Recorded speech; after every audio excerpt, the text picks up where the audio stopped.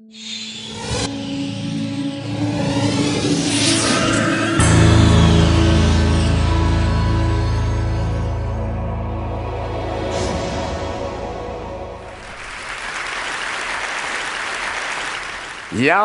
Pasak, which is somebody here must surely know, means "what's up, guys" in Magyar, that peculiar non-Indo-European language spoken by Hungarians, for which, given the fact that cognitive diversity is at least as threatened as biodiversity on this planet, few would have imagined much of a future even a century or two ago, but there it is, Yalnapat Pasak.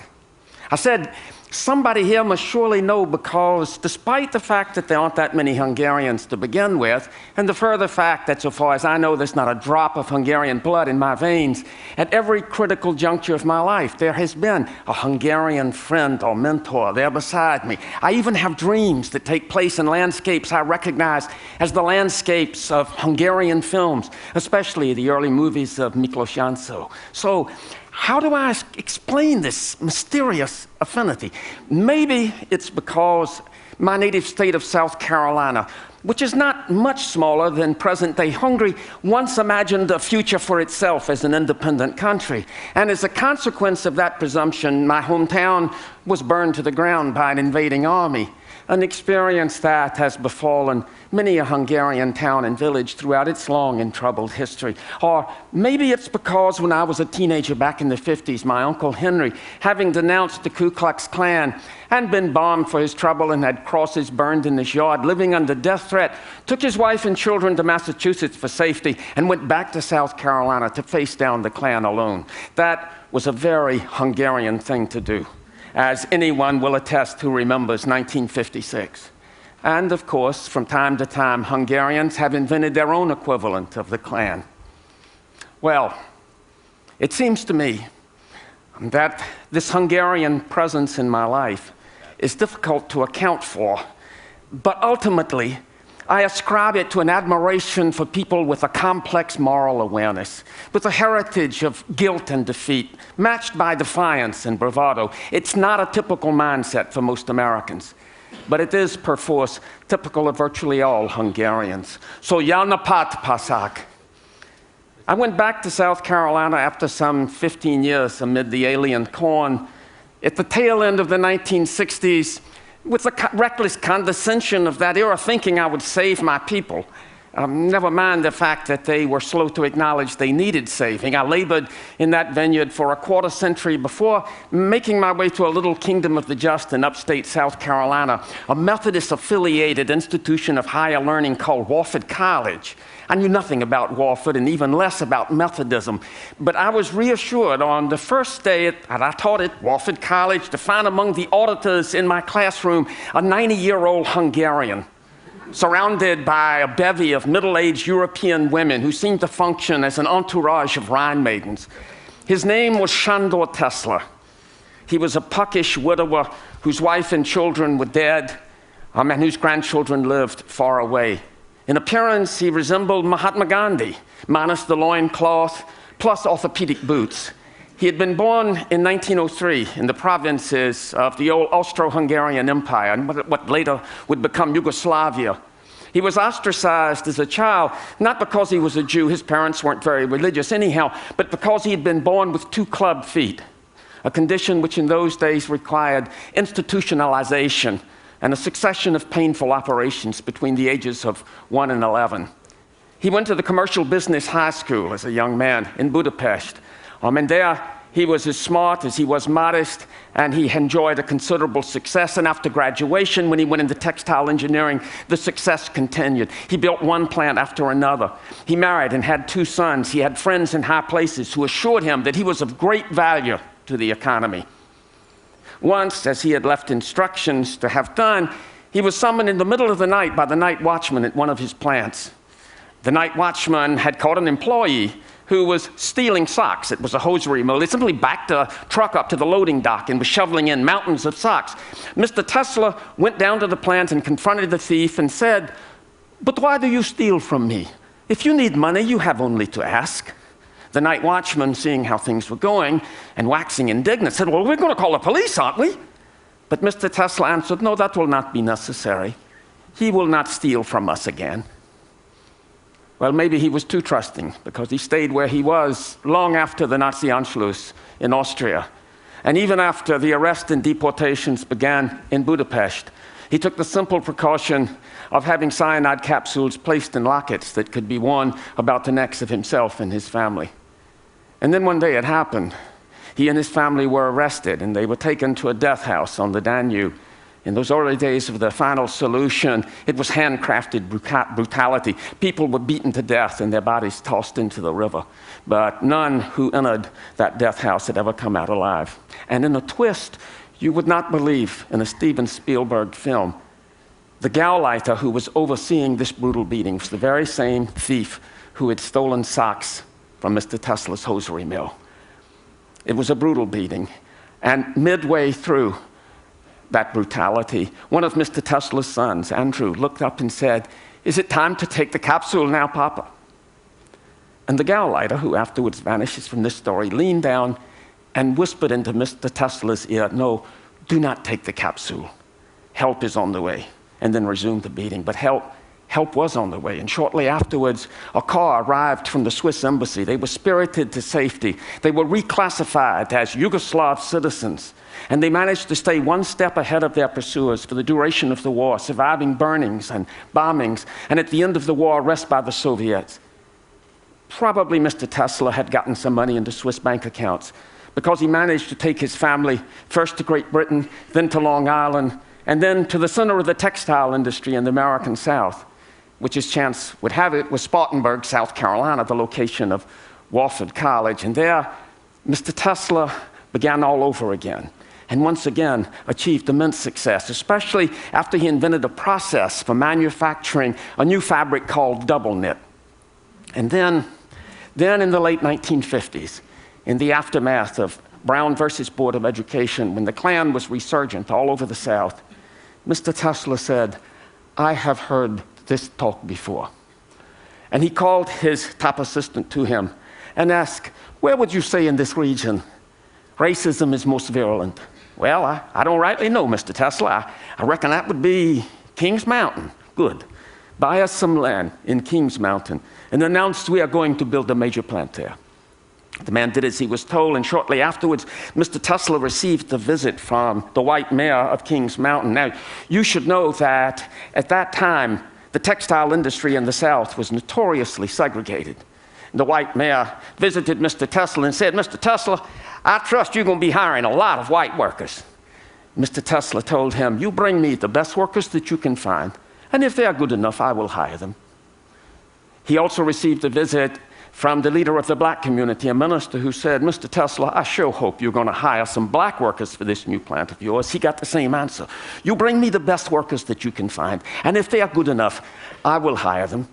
As it happens, the black minister did his job better than the white mayor, but that's neither here nor there. Mr. Tesla hired 16 men, 8 white, 8 black. They were to be his seed group, his future foremen. He had installed the heavy equipment for his new process in an abandoned store in the vicinity of Kings Mountain. And for 2 months, these 16 men would live and work together, mastering the new process. He gathered them together after an initial tour of that facility, and he asked if there were any questions. There was hemming and hawing, a shuffling of feet. And then one of the white workers stepped forward and said, "Well, yeah, we've looked at this place, and there's only one place to sleep, there's only one place to eat, there's only one bathroom, there's only one water fountain. Is this plant going to be integrated or what?"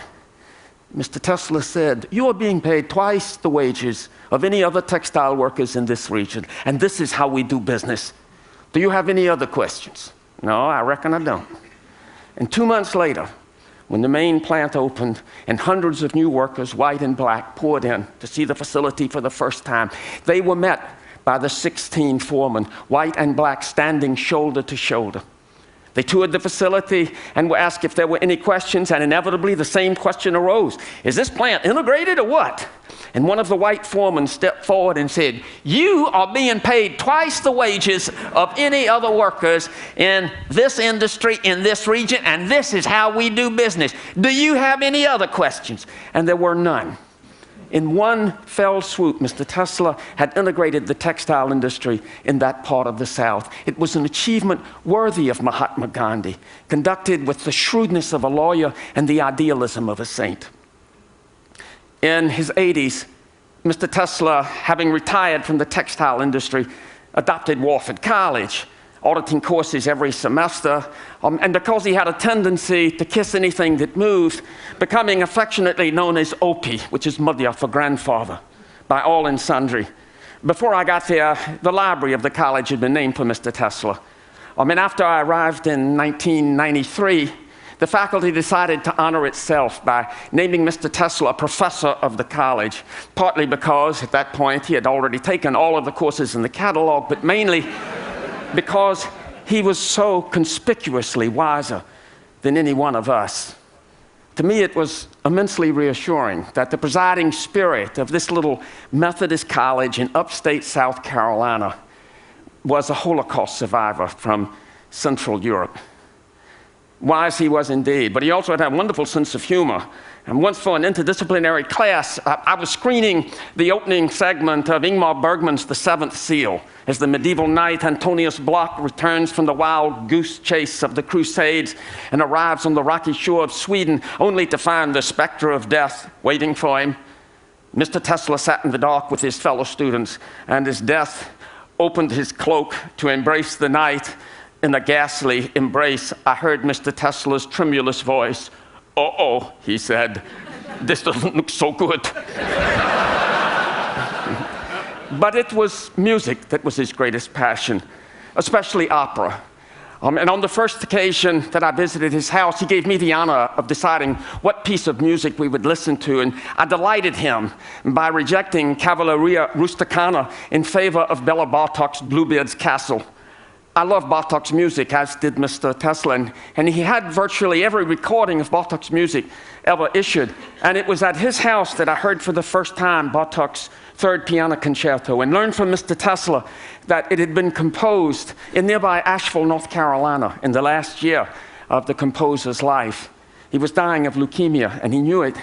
And he dedicated this concerto to his wife, Dita, who was herself a concert pianist. And into the slow second movement, marked Adagio Religioso, he incorporated the sounds of bird song that he heard outside his window and what he knew would be his last spring. He was imagining a future for her in which he would play no part.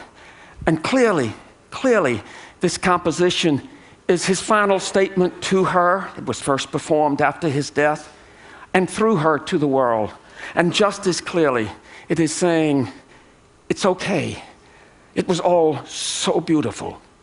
Whenever you hear this, I will be there. It was only after Mr. Tesla's death that I learned that the marker on the grave of Bela Bartok in Hartsdale, New York, was paid for by Shandor Tesla. Jelnopat Bela. Not long before Mr. Tesla's own death at the age of 97, he heard me hold forth on human iniquity. I delivered a lecture in which I described history as on the whole a tidal wave of human suffering and brutality. And Mr. Tesla came up to me afterwards with gentle reproach and said, "You know, doctor, human beings are fundamentally good." And I made a vow to myself then and there that if this man who had such cause to think otherwise had reached that conclusion, I would not presume to differ until he released me from my vow. And now he's dead, so I'm stuck with my vow. Jelnopat Shandor. I thought my skein of Hungarian mentors had come to an end, but almost immediately I met Francis Robacek, a Hungarian doctor, actually a heart surgeon in Charlotte, North Carolina, then in his late 70s, who had been a pioneer in open heart surgery and tinkering away in his garage behind his house, had invented many of the devices that are standard parts of those procedures. He's also a prodigious art collector, beginning as an intern in Budapest by collecting 16th and 17th century Dutch art and Hungarian painting. And when he came to this country, moving on to Spanish colonial art, Russian icons, and finally, Mayan ceramics. He's the author of 7 books, 6 of them on Mayan ceramics. It was he who broke the Mayan Codex, enabling scholars to relate the pictographs on Mayan ceramics to the hieroglyphs of the Mayan script. On the occasion of my first visit, we toured his house and we saw hundreds of works of museum quality. And then we paused in front of a closed door, and Dr. Robotchek said with obvious pride, "Now for the pièce de résistance." And he opened the door, and we walked into a windowless 20 by 20 foot room with shelves from floor to ceiling, and crammed on every shelf his collection of Mayan ceramics. Now, I know absolutely nothing about Mayan ceramics, but I wanted to be as ingratiating as possible. So I said, "Well, Dr. Robotchek, this is absolutely dazzling." "Yes," he said, "that is what the Louvre said. They would not leave me alone until I let them have a piece. But it was not a good one." Well, it occurred to me that I should invite Dr. Robotchek to lecture at Walford College on what else? Leonardo da Vinci. And further, I should invite him to meet my oldest trustee, who had majored in French history at Yale some 70-odd years before, and at 89 still ruled the world's largest privately owned textile empire with an iron hand. His name is Roger Millikan. And Mr. Millikan agreed, and Dr. Robotchek agreed, and Dr. Robotchek visited and delivered the lecture, and it was a dazzling success. And afterwards, we convened at the president's house with Dr. Robotchek on one hand, Mr. Millikan on the other, and it was only at that moment as we were sitting down to dinner that I recognized the enormity of the risk I had created, because to bring these two titans, these two masters of the universe together, it was like introducing Mothra to Godzilla over the skyline of Tokyo. If they didn't like each other, we could all get trampled to death. But they did. They did like each other. They got along famously until the very end of the meal. And then they got into a furious argument. And what they were arguing about was this: whether the second Harry Potter movie was as good as the first. Mr. Millikan said it was not. Dr. Robotchek disagreed. I was still trying to take in the notion that these titans, these masters of the universe, in their spare time watch Harry Potter movies, when Mr. Millikan thought he would win the argument by saying, "You just think it's so good because you didn't read the book." And Dr. Robotchek reeled back in his chair, but quickly gathered his wits, leaned forward and said, "Well, that is true. But I'll bet you went to the movie with the grandchild." "Well, yes, I did," conceded Mr. Millikan. "Aha!" said Dr. Robotchek. "I went to the movie all by myself." And I realized in this moment of revelation that what these two men were revealing was the secret of their extraordinary success, each in his own right. And it lay precisely in that insatiable curiosity, that irrepressible desire to know, no matter what the subject, no matter what the cost, even at a time when the keepers of the doomsday clock are willing to bet even money that the human race won't be around to imagine anything in the year 2100, a scant 93 years from now. "Live each day as if it is your last," said Mahatma Gandhi. "Learn as if you'll live forever." This is what I am passionate about. It is precisely this. It is this inextinguishable, undaunted appetite for learning and experience, no matter how risible, no matter how esoteric, no matter how seditious it might seem. This defines the imagined futures of our fellow Hungarians, Robotchek, Tesla, and Bartók, as it does my own, as it does, I suspect, that of everybody here. To which I need only add, Ejami Munkank, es nemes kevis. This is our task. We know it will be hard. Ejami Munkank, es nemes kevis. Yanapat pasak.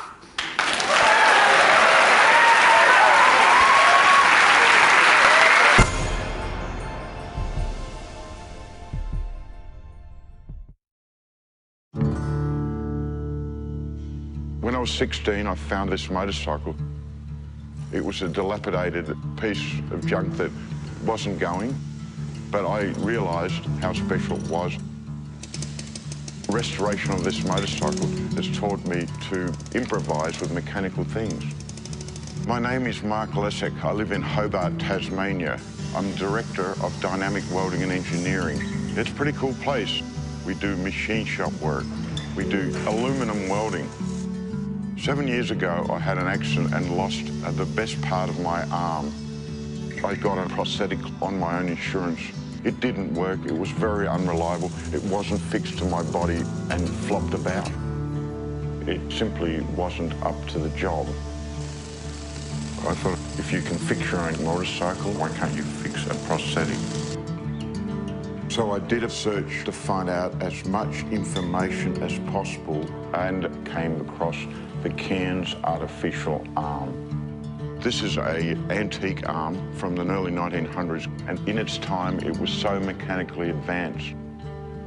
With patent search on Google, I was able to find every single Cairns patent online. So I set about trying to reverse engineer it. The arm itself has many good features. It's body powered, which means it won't break down. You can use it for heavy duty work, and you can also repair it yourself. And hold a beer. And hold a beer, exactly. Some of the new things I hope to add to this arm is an extra finger joint, and it will be gear driven. Will also be lighter with spacious materials such as magnesium and carbon fibre. That is so cool.